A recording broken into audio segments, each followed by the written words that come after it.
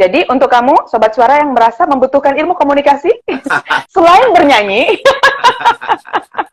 Mas Roni juga bisa ngajarin. Wah, aku tuh sangat kagum ya ke penyanyi-penyanyi atau artis-artis Indonesia yang memang punya talent di bidang lain tuh menurut aku cerdas banget deh, Mas. Keren banget. Ya, communication skill memang benar-benar perlu. Nah, kita kembali ke industri musik Indonesia. Karir Mas Roni di industri musik Indonesia.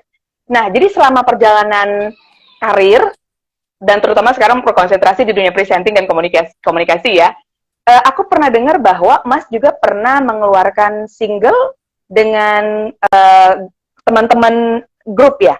Ada satu grup yang aku dengar namanya Nita Tadi ya, gitu. Ya. Namanya unik juga ya, Nita Tadi. Jadi itu bersama dengan teman-teman untuk ngumpul-ngumpul sekaligus meluapkan kerinduan nyanyi bareng-bareng teman-teman gitu, lalu mengeluarkan single. Boleh diceritakan Mas tentang grup ini?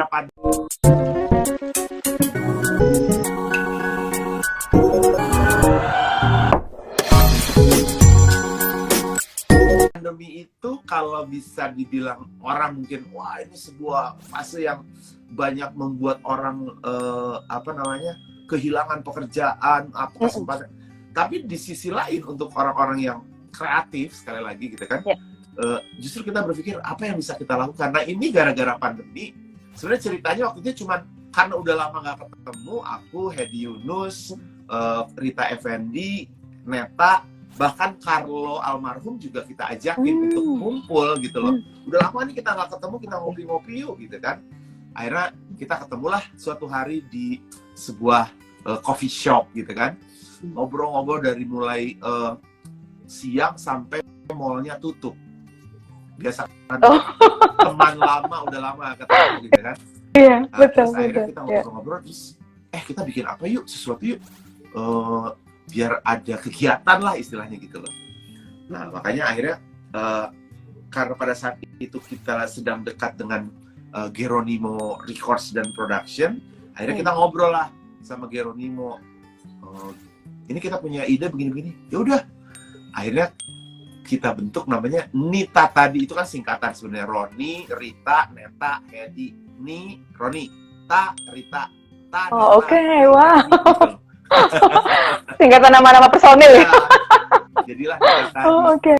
Dan kita pertama kali konser itu mungkin tahu lah, itu ada namanya konser 7 ruang Mas Doni DSS. Nah kita pertama kali konser berempat itu di konsernya 7 ruang itu gitu loh. Nah dari konser itu kita mikir lagi, masa cuma gini doang, kita nggak bikin apa-apa nih. Akhirnya kita bikin single lah. Single pertama kita itu lagunya Vina Panduwinata, ciptaannya Mbak Ria Prawiro, judulnya Kawan. Nah kita bikin single itu, alhamdulillah rilis, ya lumayan lah responnya.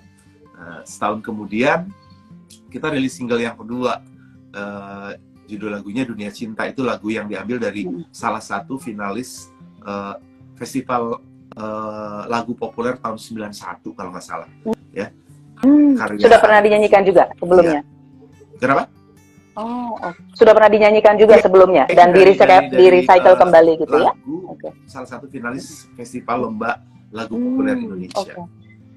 Itu jadi Nita Tadi sudah keluar 2 single ya alhamdulillah lah, ada juga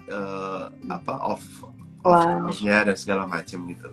Cuma karena semuanya sibuk juga masing-masing, jadi kadang-kadang orang kan pengennya Nita Tadi harus lengkap. Untuk lengkapnya gitu. Kesulitan grup itu begitu ya Mas ya, semua orang mau lihat personilnya ada semua gitu. Nah, makanya setelah itu ya aku kan sama Rita sering ketemu dan segala macam. Sedangkan Rita juga artinya ada sebuah komunitas yang aku lihat sering juga termasuk yang teman-teman yang akan tampil nanti di Suara Nostalgia ini gitu. Di konser, jadi ada Mas Aji Sutama, ada Ratu Ira, ada Seno, ada Rita Effendi. Jadi itu yang sekarang ini selama setahun terakhir ini aku lebih banyak bareng-bareng sama mereka gitu loh. Tapi lebih banyak off air ya. Walaupun saya nggak tahu Mas Aji, mudah-mudahan kan Mas Aji lagunya keren-keren gitu loh. Apakah kita akan berlanjut dengan bikin single nggak tahu juga gitu.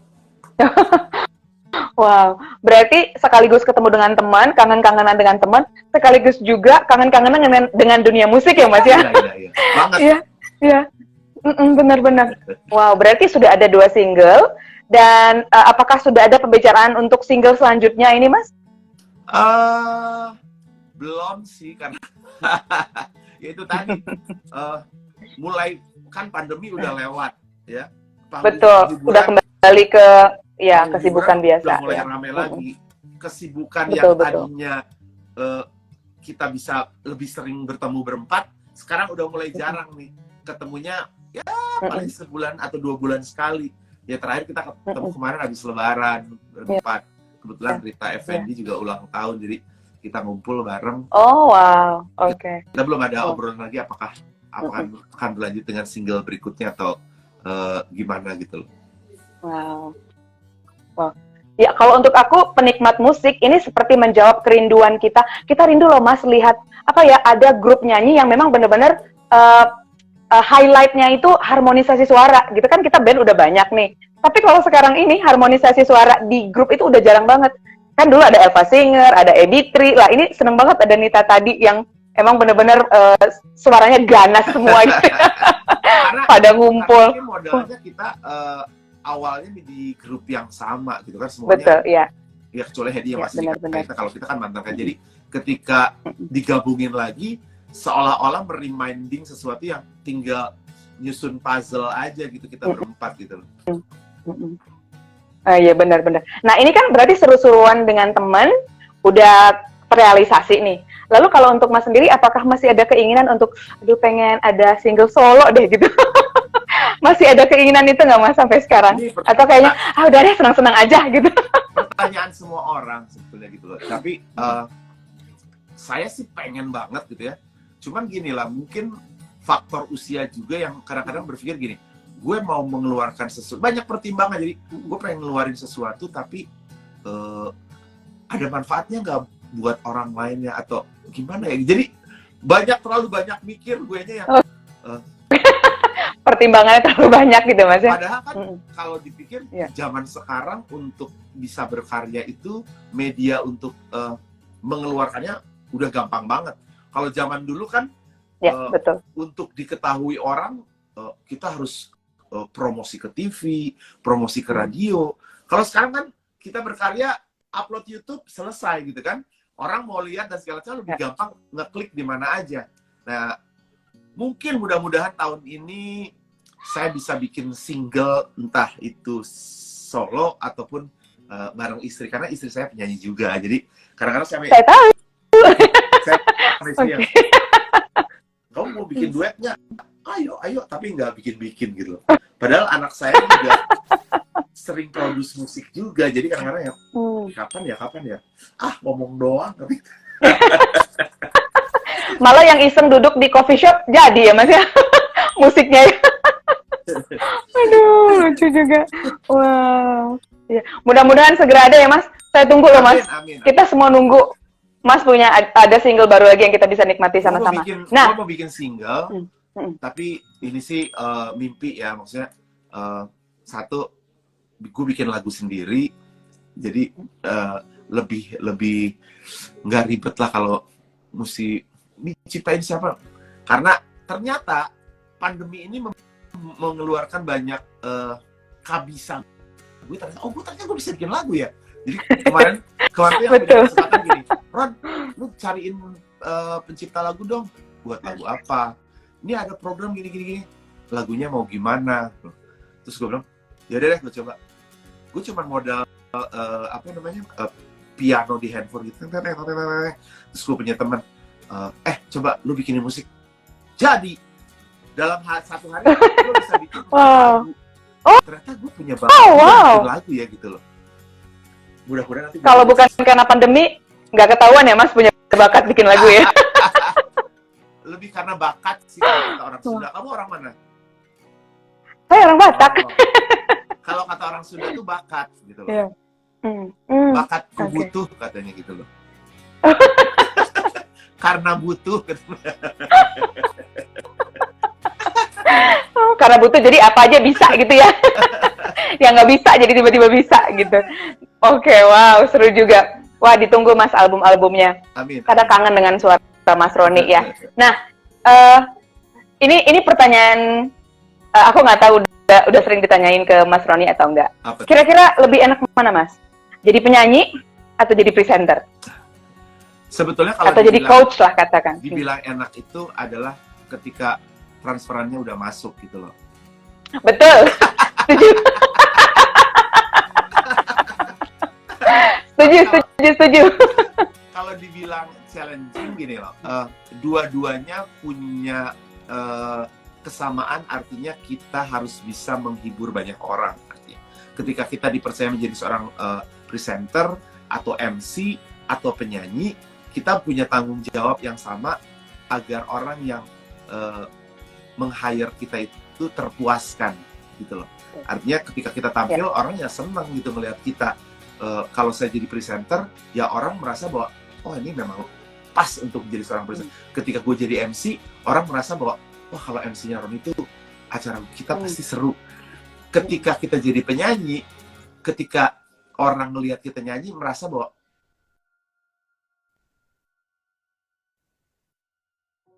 tiga-tiganya punya tanggung jawab yang sama gitu loh. Tapi kalau ditanya enaknya enak mana? Gini, kalau penyanyi durasinya sebentar.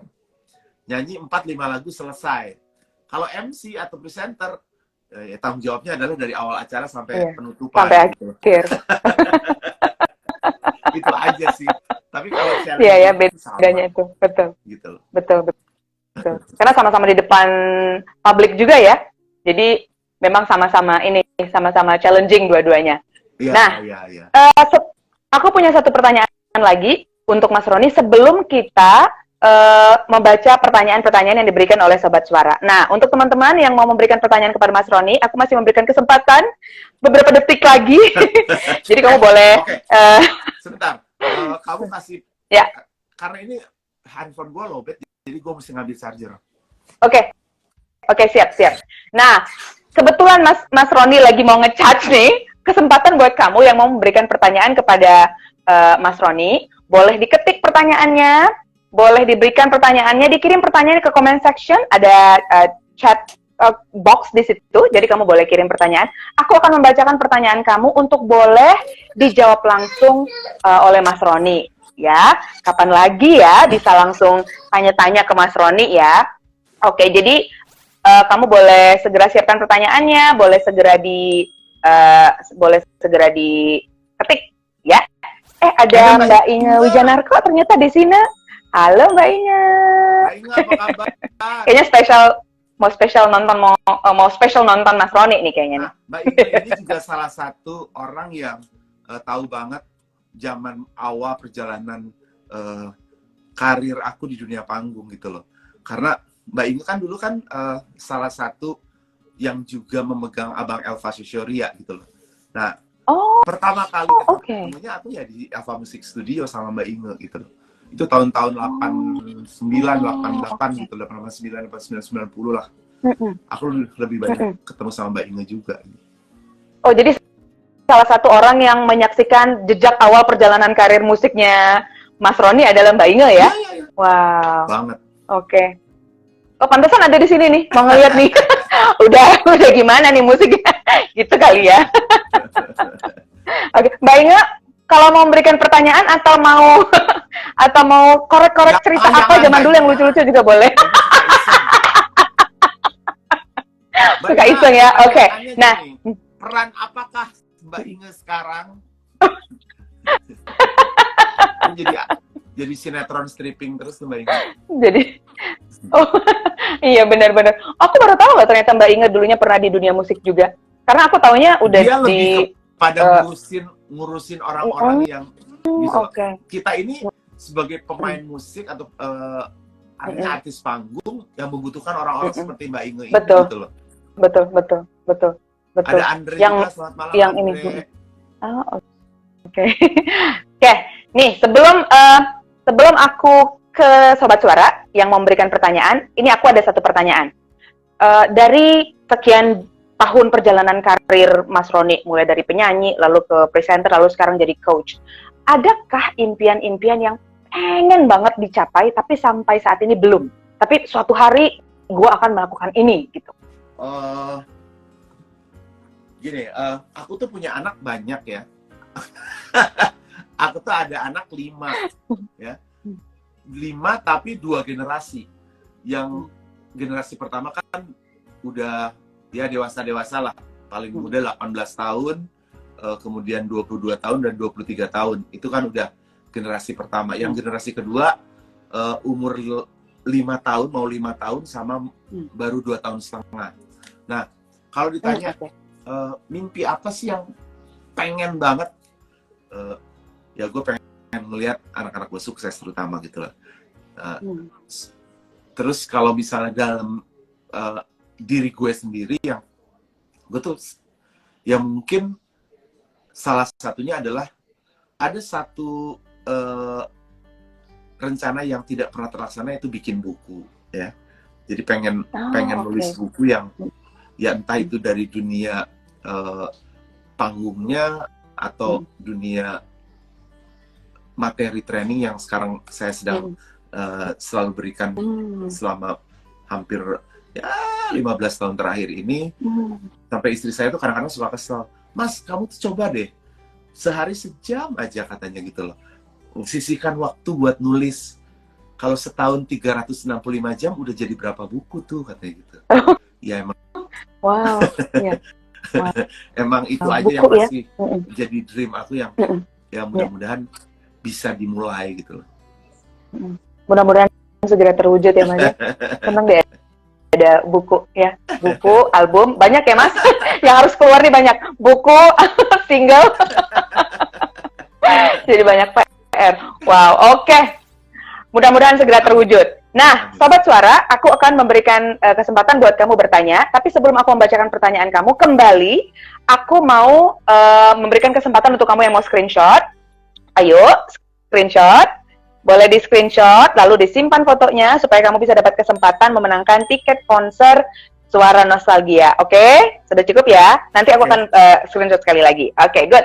Aku akan bacakan pertanyaan yang pertama dari Andre 291067. Pengen dengerin lagu Maafkan Dong, Mas Roni. Boleh nggak nih, Mas? Maafkanlah, maafkanlah kasih segala salahku. Kembalilah sayang bersama cintaku. Bersama kasihku. Dah. Wah, terima kasih Mas Andre. Akhirnya jadi bisa dengar live langsung. Oke. Berikutnya dari Ibu-Ibu Gusar. Wah, Gusar kenapa, Bu? Mas Roni, siapa artis idola inspirasinya? Katanya begitu. Oke. Cukup banyak sih yang menginspirasi saya menyanyi, tapi kalau saya inget-inget ya dari zaman SD, saya tuh dengerinnya kalau artis Indonesia, kalau nggak Harvey Maliholo, Utha Likumahua. Itu adalah dua penyanyi gongnya zaman dulu ya. Zaman betul. dulu tuh ya gue denger banget gitu loh. Ya. Tapi kalau penyanyi luar yang ya mungkin ini koleksi bokap gue sebetulnya gitu loh. Jadi kadang-kadang ya gue denger George Benson, gue denger Al Jarreau, gue denger James Ingram. Ya itu adalah penyanyi-penyanyi yang biasanya ada di albumnya Jazzy Tunes, dulu tuh inget banget deh. Jadi bokap tuh suka beli kaset gitu ya. Zaman dulu kan masih zaman kaset gitu. Jazzy Tunes, siapa aja sih? Wah, ada Al Jarreau, James Ingram, ada George Benson. Ya itu adalah penyanyi-penyanyi yang mungkin banyak menginspirasi gue dengan bagaimana menikmati musik dan bisa memberikan kalau nyanyi itu yang enak begini gitu. Oke, jadi nama-nama itu adalah sumber inspirasi Mas Roni dalam bermusik begitu ya?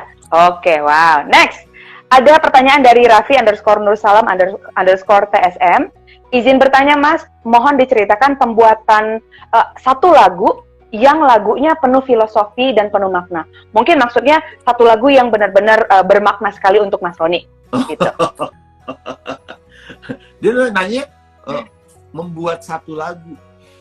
Kalau pengen nanya membuat satu lagu yang penuh filosofi, tanyanya nanti sama bini gue aja. Dia tuh nulis lagu juga soalnya. Oh gitu. Mungkin maksud pertanyaannya begini. Dari antara berbanyaknya lagu yang pernah Mas Roni nyanyikan, lagu apa sih yang paling punya makna untuk Mas Roni secara pribadi? Waduh. Mungkin itu kali maksudnya. Ini pertanyaan berat banget karena gue harus ingat berjuta-juta lagu gitu.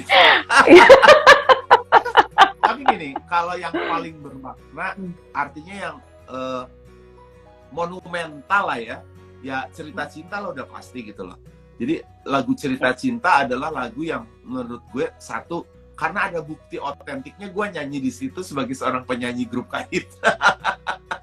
Terus ketika lagu itu pun gue adalah solis pertama yang nyanyi lagu itu gitu loh. Jadi kalau ditanya lagu apa sih yang paling berkesan, ya cerita cinta emang menurut aku yang paling berkesan sih buat gue gitu selama berkarir di dunia musik.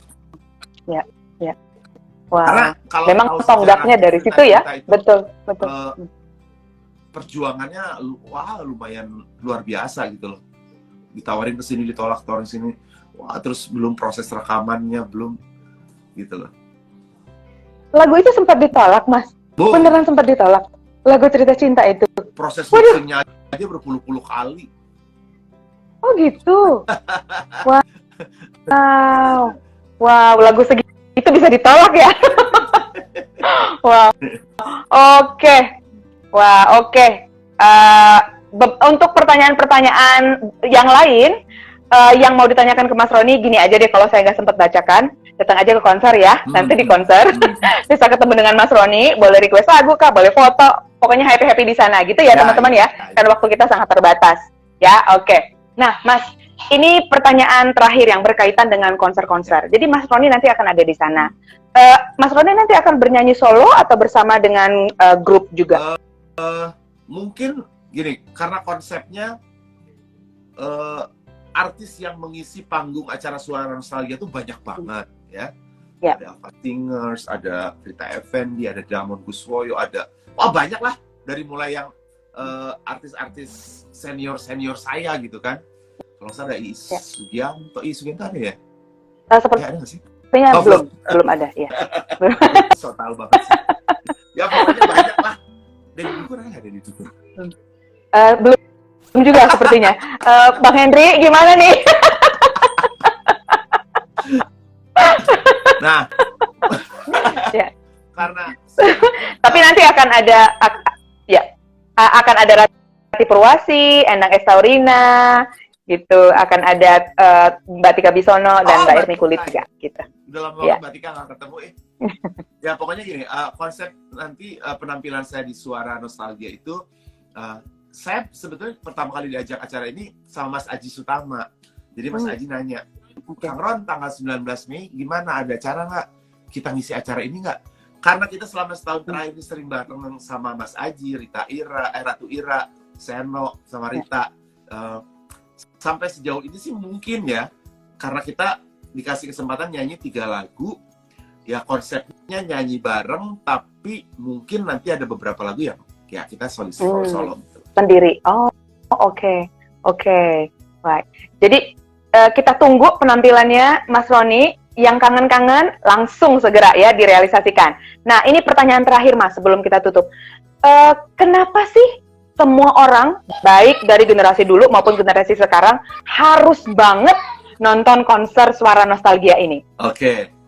Pertama, ini adalah ajang kangen-kangenan udah pasti ya. Dengan artis-artis atau penyanyi-penyanyi yang mungkin dulu teman-teman ngefans banget gitu loh. Ataupun, ini idola gue gitu kan. Nah, ini kesempatannya. Ada panggung Suara Nostalgia tanggal 19 Mei jam 8 malam di Balai Sarbini. Jadi, ini harus karena kita bisa nyanyi bareng, kita bisa ketemu bareng, kita bisa foto bareng. Pokoknya semuanya tanggal 19 ini kita akan seru-seruan di Balai Sarbini. Ya. Betul. Jadi semuanya wajib datang. Kamu bisa nostalgia untuk dirimu sendiri dan untuk papa mamamu, karena kayaknya lagu sampai 90-an masih ada ya Mas ya? Masih ada. Aku juga masih ada di zamannya Mbak Rita Effendi keluarin lagu, Mas Roni keluarin lagu. Aku juga umurku juga masih oke banget. Padahal aku nggak tua-tua banget sih ya. Yes, baiklah Mas Roni. Aku senang sekali kita bisa ngobrol seru-seruan. Kita nanti ketemu 19 Mei di Wale Sarbini ya, Mas. Aku pengen nonton langsung. Ya. Sudah ikutan di live IG kita ya. Buat yang bukan hanya buat yang di Jakarta aja ya, buat yang pokoknya di seluruh Indonesia yang kalau ada kesempatan lagi di Jakarta tanggal 19 Mei datang ke Wale Sarbini. Iya. Yes, betul. Datang dan nonton. Tiketnya jangan lupa dibeli. Nanti aku akan memberikan informasi tentang tiket ya. Baik, sukses selalu Mas Roni, sehat-sehat. Bukunya keluar, albumnya keluar juga, singlenya juga keluar begitu. Oke, selamat malam Mas. Terima kasih. Thank you. Oke. Baik. Nah, Sobat Suara, tadi kita udah ngobrol-ngobrol asik dengan Mas Roni. Oke. Nah, aku akan memberikan informasi kepada teman-teman yang ingin membeli tiket. Jadi, seperti yang aku sudah informasikan, akan ada 2 cara pembelian tiket, yaitu dengan cara online dan dengan cara offline. Untuk teman-teman yang mau membeli online, maka teman-teman boleh ke loket.com, boleh juga beli tiketnya di motikdong.com, atau teman-teman boleh beli via WhatsApp, nomornya bisa dilihat di IG Suara Nostalgia, jadi dipantengin di situ. Untuk teman-teman yang, aduh aku pengen tiket fisik nih, pengen dapat yang offline gitu, jadi teman-teman boleh lihat nomor WhatsApp di IG Suara Nostalgia, lalu boleh ditanya di situ, kemana nih saya harus beli tiket offline-nya, boleh. Tapi untuk yang beli tiket online bisa langsung memilih nomor kursi. Untuk teman-teman yang membeli offline, maka nanti tersedia di tempat begitu. Jadi ada keuntungan di pemilihan nomor kursi untuk yang online. Tapi dua-duanya yang penting kamu harus datang, itu aja. Oke? Nah, kita masih tetap akan mengundang bintang tamu yang lain di hari Selasa depan. Kita akan ketemu lagi. Jangan lupa ada di tempat ini. Stay tune di depan IG kamu masing-masing. Jam 8 kita akan ketemu lagi. Dengan siapa? Pantengin terus. Ada tiket gratis lagi nggak? Ada. Jadi harus ada di IG kita setiap Selasa dan Kamis jam 8. Terima kasih ya teman-teman. Senang banget malam ini kita bisa ngobrol-ngobrol. Tidur yang nyenyak ya. Jangan lupa berat badan diturunkan setelah Lebaran ya. Kan abis makan banyak. Oke deh. Terima kasih. Sampai ketemu Selasa depan. Terima kasih Mas Roni. Bye.